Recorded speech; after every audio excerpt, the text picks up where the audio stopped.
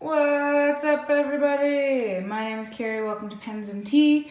Today is the updated, long requested, updated ink swab and writing sample binder. So I have done this many moons ago. If you watched that one, you will know that this binder has changed to get much, much bigger. So this is just a regular binder that I got from Staples.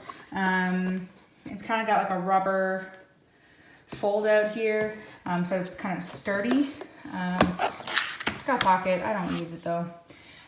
This, I've just got kind of old bookmarks I had from Goulet pens, but you can put whatever you want in there. You can get as creative as you want, but yeah.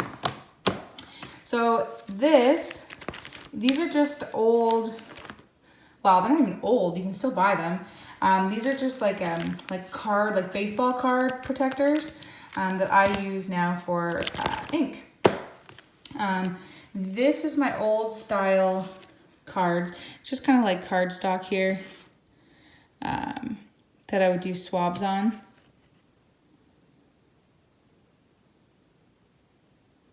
And then that way I can do it double-sided and I can pop them in here.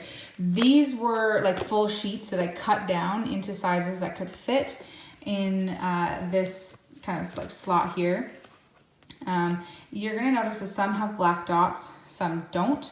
The black dot indicates that I have done a full writing sample of it. If it doesn't have a black dot, then it means that I haven't done a full writing sample of it. I also do two types of swabs. So I do one swab all the way down and I do another swab on the top half only. So that way you'll see what the ink looks like in a very wet pen and kind of like an average everyday semi-dry-ish writing pen. So I have them organized by brand and that's basically it. So they're not in alphabetical order. Or, you know, they're not just like all reds here, all whatevers. You could do that.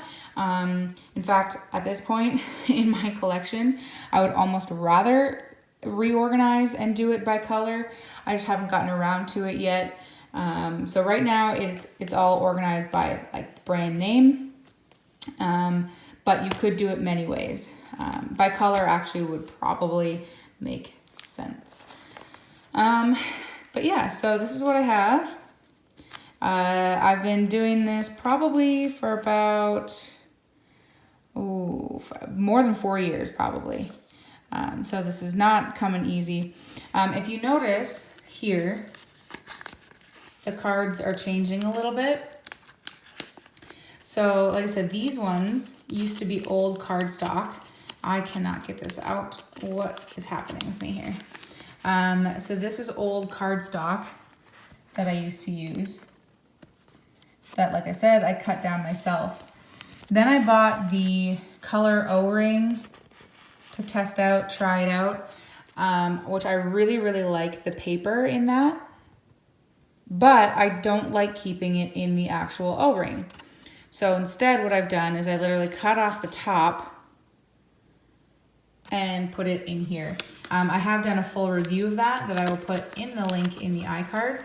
I quite like it, but like I said, I just don't like to keep it in that O-ring. So this is now where they stay.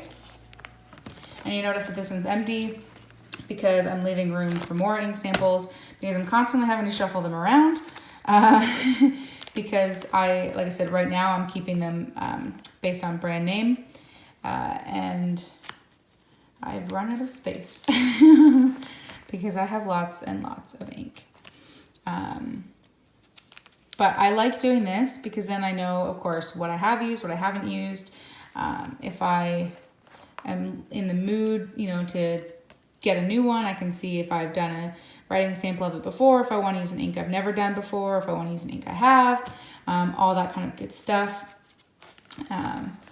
And yeah, just over the years of getting ink samples, they've kind of compounded.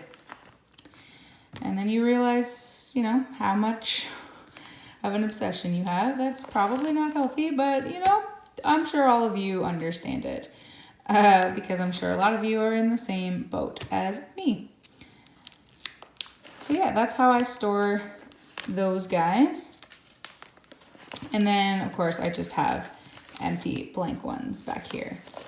And then I have a little separator that came with the binder. And this is when I get into my actual writing samples. So I have a billion of them. I'm just gonna flip a million pages. Again, I keep these also by brand name. They're all pretty much the same.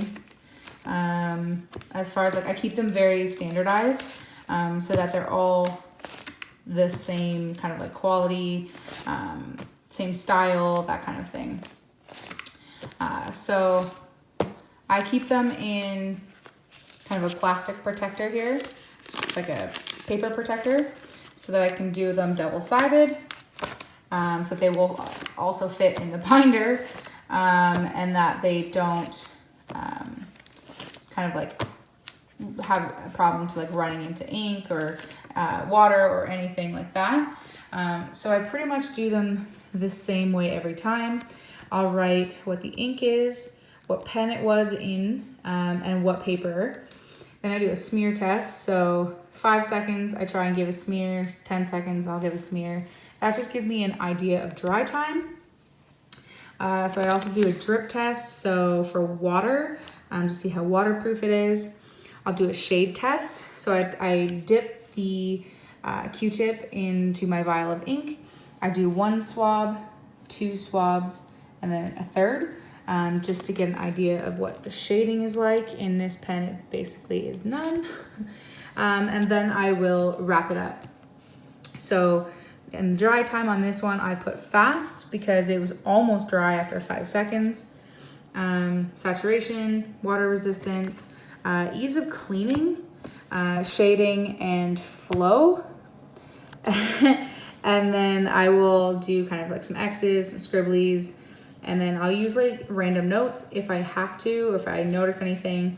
Apparently this ink smells really, really bad. And I keep that, like I said, across the board, so that I know what to get into if I want to buy this ink again. And yeah, and I just keep doing that until I'm out. So got a few empty ones back here. So that's basically how I store all of my stuff. I like to do it this way because then it's all contained in one spot. I don't have anything in like, you know, multiple different locations. It's all safe, it's secure, it's protected. I can take it with me if I want to go somewhere, which is basically never. And I do keep it out of the sunlight as well so that it won't deteriorate any of the ink. And that's about it. That's about it. I hope you liked it. I hope you learned some tips and tricks. Guys, leave a comment in the section below about how you store, or even if you do store any samples that you've done. It'd be interesting to get an idea of what everyone else does. Hit that thumbs up button. Hit that subscribe button if you haven't done so already. I do make new videos every Monday and Tuesday. Monday and Tuesday, no I don't. Monday and Friday, and the super occasional Q&A on Tuesday. Guys, as always, I'll see you next time. Bye.